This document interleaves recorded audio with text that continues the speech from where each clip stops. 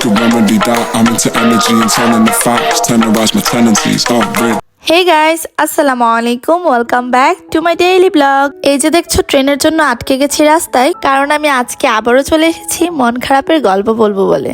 আচ্ছা, episode 1, episode 2 এইভাবে series আকারে প্রকাশ করলে কেমন হয় বলো তো মন খারাপের গল্পগুলোকে? তোমাদের মাথায় প্রশ্ন জাগছে না আবার কেন মন খারাপের গল্প বলছি?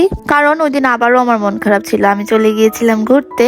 আজকে কোনো খোলা আকাশের নিচে না, কোনো নদীর ধারে না, আমরা চলে গিয়েছিলাম সরকারি কলেজের পাশে ফুচকা হাউস দ্বিতীয় তলায় বৈঠকখানায়। ভেতরে তাদের লাইটিং থেকে শুরু করে ডেকোরেশন, সার্ভিস সবই ছিল অসাধারণ। আশেপাশে ছবি তোলার জন্য খুব সুন্দর স্পেস ছিল। আমরা কিন্তু অনেক ছবি তুলেছি। মোট কথা, আপনি যদি এমন কোনো জায়গা খুঁজে থাকেন যেখানে অল্প খরচে বসে অনেকক্ষণ আড্ডা দিয়ে আসতে পারবেন, সেই সাথে সুন্দর কিছু ছবি তুলে আসবেন, তাহলে এই জায়গাটা আমি অবশ্যই আপনাকে সাজেস্ট করব।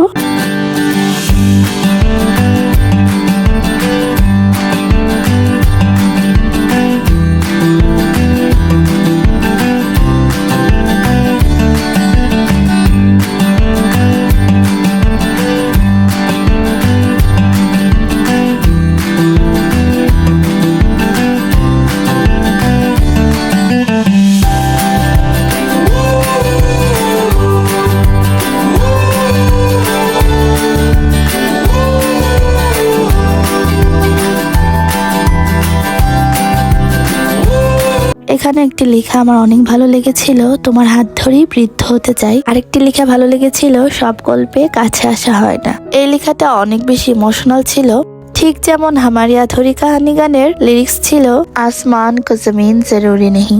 আসলে এই না পাওয়া গল্পগুলো অনেক সুন্দর হয়, তাই না?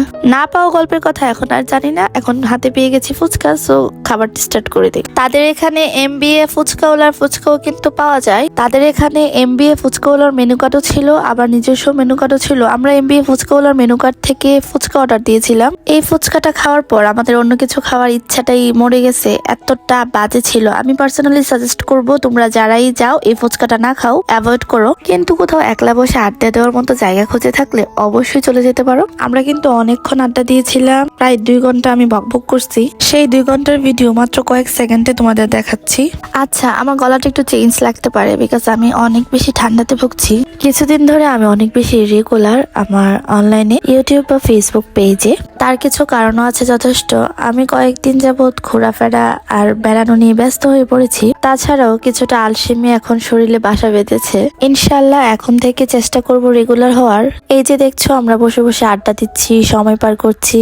সাইকোলজিতে কিন্তু এটাকে বলে সেলফ কেয়ার, নিজের যত্ন নেওয়া। নিজের যত্ন নিজেকেই নিতে হবে, কারণ দিন শেষে নিজেকে ভালো রাখার দায়িত্ব কিন্তু নিজেরই। আমরা নিয়েছিলাম বাটি ফুচকা, যেটা ছিল 50 টাকা করে, আর রেগুলার ফুচকা ছিল 60 টাকা, আর দই ফুচকা ছিল 100 টাকা, শাহী ফুচকা ছিল 80 টাকা। কারা কারা বৈঠকখানায় গিয়েছো অবশ্যই কমেন্ট করে জানাবে। তোমাদের কাছে একটা কথা শেয়ার করা হয়নি, আমি যখন বের হয়ে গেলাম তখনই ভিডিওটা নিয়ে রাখলাম যেন তোমাদের সাথে শেয়ার করতে পারি। এই যে দেখছো সরকারি কলেজের পাশের এই রাস্তাটা, এটা কিন্তু আমার খুব জানা। আমি যখন মহিলাতে পড়তাম তখন এখানে এসে প্রাইভেট পড়তাম। এই রাস্তা দিয়ে কত হেঁটেছি বান্ধবীদের নিয়ে, কত ফুচকা খেয়েছি, এই সবকিছু এখন মনে পড়ছে। স্মৃতিগুলো সব যেন এখন চোখের সামনে ভেসে উঠছে। আচ্ছা, জীবনটা এমন কেন? একটা সময় যেটা ছিল আপনার বর্তমান, আপনার সবকিছু, এখন সেটা শুধুমাত্র অতীত আর স্মৃতি হয়ে গেছে।